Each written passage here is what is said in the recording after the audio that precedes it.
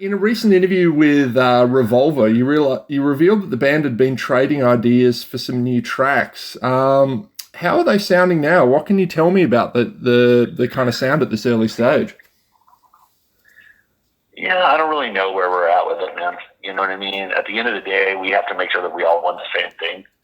And, I think that I don't want to say battling, but like, because we're not battling each other. We're just kind of trying to figure out what we want to do. You know what I mean? Like, we definitely have a sound that is our own. And I think we're just trying a little bit maybe to challenge ourselves or whatever. So it's like, I don't know. It's just, I don't know. It's just different. And, I think that anything that this band comes up with is going to be special. You know what I'm saying? But, we've been working and working it and then backing up and then revisiting it and then going back to it. And you know what I mean? Like, it just like feels like it's just this kind of ever changing thing we've got going on. And it might just be because we're just trying to figure out, kind of what we want and what we want to put out there, if that makes any sense at all. I feel like you would also have, the influences would be, obviously the stuff that you grew up with hasn't changed, but I imagine the stuff that you guys would be listening to in your day-to-day lives in 2023 is a lot different than it was, in the early 2000s. I was talking to somebody yesterday about, music and the music that, like, I released an album in 2001, right? But the influence for that music that came in 2001 was like literally discovered in the early 80s. You know what I mean? With Metallica, like, James Hetfield doing what he did, and all the thrash metal and the death metal and the fucking, and then a little bit later with the Alice in Chains of the world, and shit like that. It's like I had those influences that created that I processed through my body and made it Chad Gray, but it was Hetfield and Solo and fucking Tom Ryan from Slayer and just like Lane Staley and you know what I mean? Like all those bands are what those were my influences. So those it doesn't sound like any particular one of those, but that is how influence is. You bring it into yourself, you stir it all up, and then it comes out being me now, not those 10 or 15 singers, you know what I mean? So, yeah, you just gotta, is all this making sense to you? You know what, mate? I'm hearing that and I'm thinking of what Matt McDonough replied on the Mudvayne DVD when someone asked him about the influences and he's like, Elvis and Ortega. Yeah, you know what I mean? Like, that's the deal. So that's Mudvayne, you know what I mean? And each one of us has a different collective of influences that have made us what we are individually, and then we come together and we have to make those things all jive. Does that make sense? Yeah, yeah. And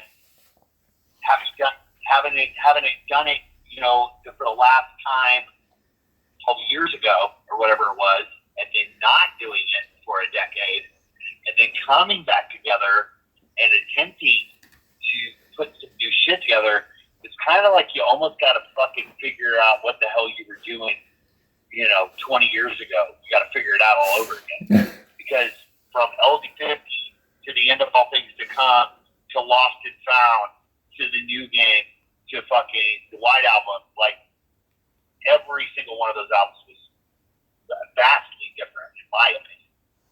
It was still Mudvayne, but they were all like, it was a progression. And to me, like we got to be, like as Mudvayne progressed, we became better songwriters. You know, so now I feel like we're kind of at a juxtaposition. We're like kind of like trying to get back to what we were doing then, so maybe we can put something together. You know what I'm saying? Yeah. So it's like new music for us isn't just going to be like, here you go, you know, here's some new shit. Like we're kind of a brainiac band anyway. You know, we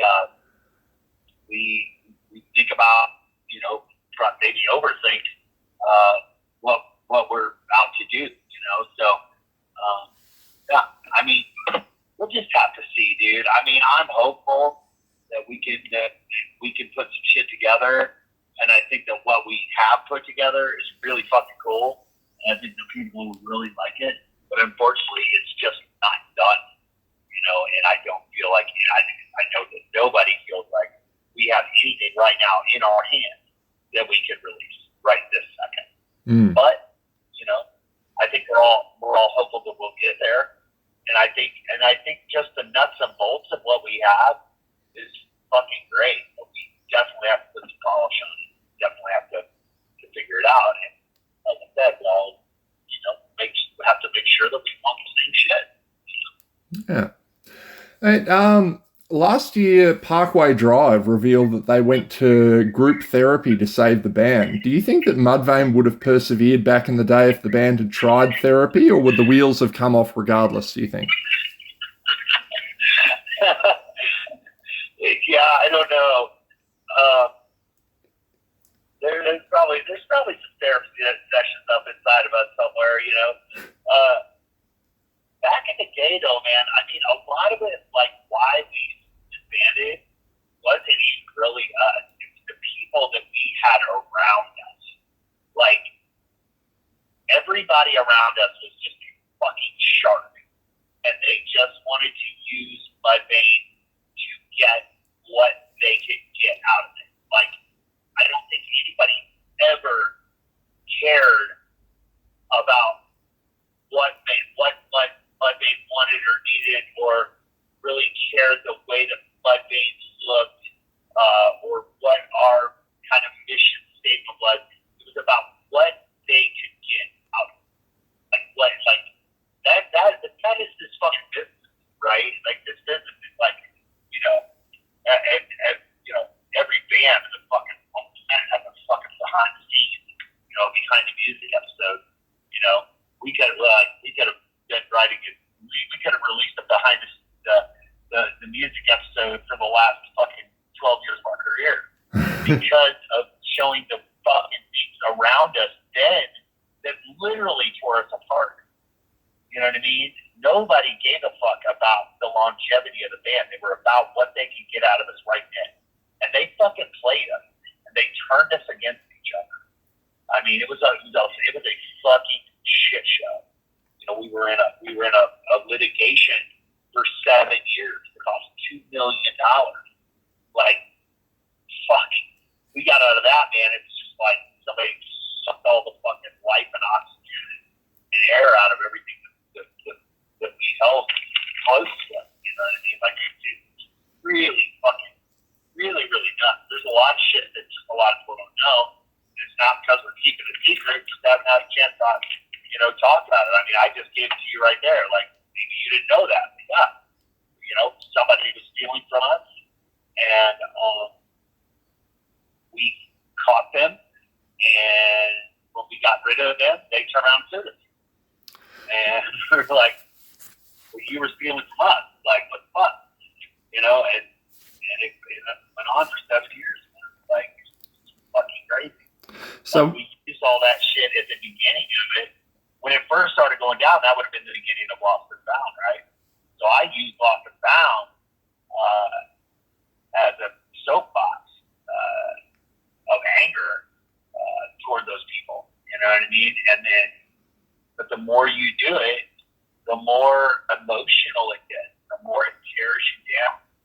But by the time we got to the end of it, it was just like, you know, it's fucking out of our head. You know what I mean? It's great. It's great. And it just ended up slowly, systematically dismantling. Damn, we just couldn't keep going forward. So was that $2 million in legal fees, or was that $2 million of stolen money? No, that was just legal fees. It was over 2 million. Wow. Stolen money was, the stolen money had been being stolen pretty much since the beginning of our relationship with one of the people that we were with. And it was fucking tragic. It was great. We're just like, holy shit. We looked up at these people like almost like father figures, and like family. They just didn't give a fuck. Like but that's this business, man.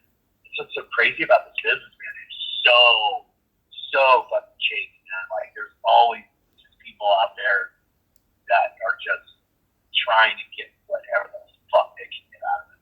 It's just bizarre. I mean, now we're in fucking, don't even get you started on record labels, fucking, shit like that. It's fucking crazy. It's so corrupt. They literally don't care if you make $1 or not. They fucking don't care. They want to make all the money. Period. And that's the game. Make all the money. And who cares if the people that are creating it make a fucking dime? It's the most backwards bullshit ever. And I mean, all I can do now is, being in this business for 25 years, fucking laugh about it. But everybody's green and young, and they don't know, and they don't know what to look for. So many young bands are going to be like, oh man, get a record deal, blah blah blah. I'm like, why? Why? You got every fucking thing at your disposal right now to self promote and to market your band. You know what I mean? Why have a record deal? You're going to sign a record deal, they're going to take your masters. They're going to keep them forever. You'll never own them. You know what I mean? It's like, you're not going to own the music you create. It's in every fucking record deal. Every deal. They keep your masters. And that's the zhuzh. That's the money. You know what I mean? That's the thing. People are like, a lot of people are selling their publishing now and selling their masters now. They're literally fucking, hundreds of millions of dollars is what they're worth when you stack all of them together. You know what I mean? Like when you put them all, like a record label, and they have the masters from, 10 or 15 bands, and each band did 3 or 4 or 5 records. Yeah, they can sell those masters for hundreds of millions of dollars because they're always going to make money, perpetuity, forever. They're going to make money.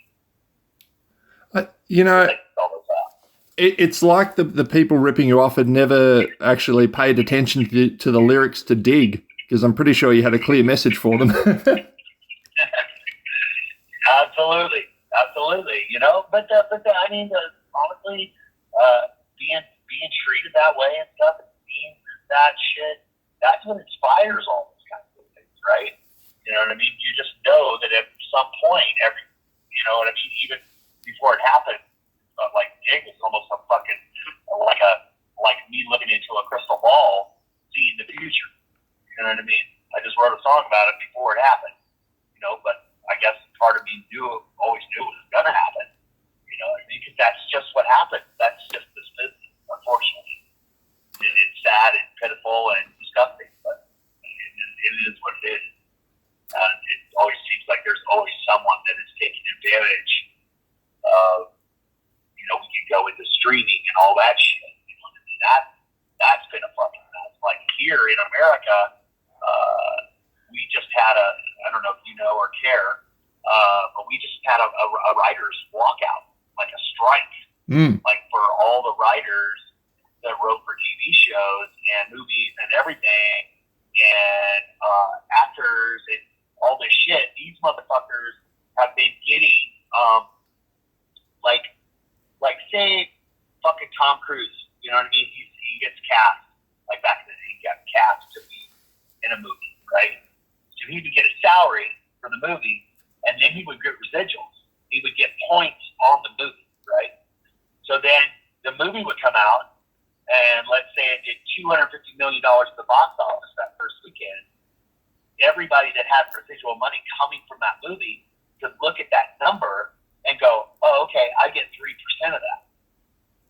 You know what I mean? But then streaming started, and you don't see the big box office weekends anymore. You see your movie was watched 300,000 hours. You know what I mean? So it's different to try to calculate what's there, because now with the streaming shit, we've made it more difficult to understand what's happening. So, like, literally, what I just noticed, so literally they just had this walkout. Nothing was being written, no TV shows, no movies, no fucking nothing. The writers were on strike. So they just settled it. And what's crazy is you get on Amazon, here in America, you get on Amazon, you want to buy a movie to watch, like say $259. Yeah. American dollars, $2.59 to watch the movie, right? And literally, this strike, they found a couple $1 billion somehow, some way. And now they're going to pay these fuckers their residuals that they haven't been paying them for quite a while, because things have just changed. And finally, everybody's like, fuck you. You need to pay us. We don't care how many thousand hours our movie's been watched. We know that you owe us money. You know what I mean? Because that's how it used to be. And They went on strike and they settled it. And now I went to buy a fucking movie on Amazon.com the other night, or on Amazon, and it was $3.99. That's where they got the money. That's where they got the money. They're putting it on the consumer. You know what I mean? Which they could have been doing that this whole fucking time. But people had to walk out. They had to have a strike. They had to come back to the table. And the people that are fucking creating the fucking shows and creating the movies, because these motherfuckers can't create it because they're not talented like that. You know what I mean? They went, okay, we'll pay you X amount of dollars then. And they're like, okay, we're done. And then, I noticed it in like 2 days. That same movie was $2.59 last week, is $3.99 now. It's an extra dollar, and that's what they're doing. They're going, how can we get the money to pay these people? Oh, we'll put it on the consumer. So now I'm going to pay the bill that they just created. You know what I'm saying? So it's just like, there's this whole thing. And I know we got completely off of Mudvayne and writing and and we got into this world. But this has been a big fucking deal in America. Yeah. Over the past several months. It was a long strike. It was a long strike, too. But they found the money. You know what I mean? So, what is it going to take for me to be able to go and say, hey, when are we going to strike? Because we can't, because we signed record. So what the labels are making off streaming, they're negotiating with the streaming services. The artists can't say a fucking word. We signed a deal. So we're in it. And what we make per stream, per spin, is disgusting. Yeah. It's such a small amount of money. It's literally like hundreds of a cent is what we make as a signed artist per stream. So every time they play it, I make like 300 of a cent when somebody streams my song. 300 of a cent. Big bucks, mate. Big bucks. 300 streams. Yeah. 300 streams, I make a cent. Oh, I love it. All right, Chad, we are out of time, buddy. You've got another call coming in very soon. So thank you very much for your time today. And I'm really looking forward to the tour. I'll see you. So sorry. No. I'm so sorry that I went down that whole road. That is all good, man. It's all good stuff. All good. But I can't wait to come down there and register. Are you going to be there? Yes, man, I'll be there. Awesome, brother. All right, mate. Cheers. Thanks, friend. See you, mate.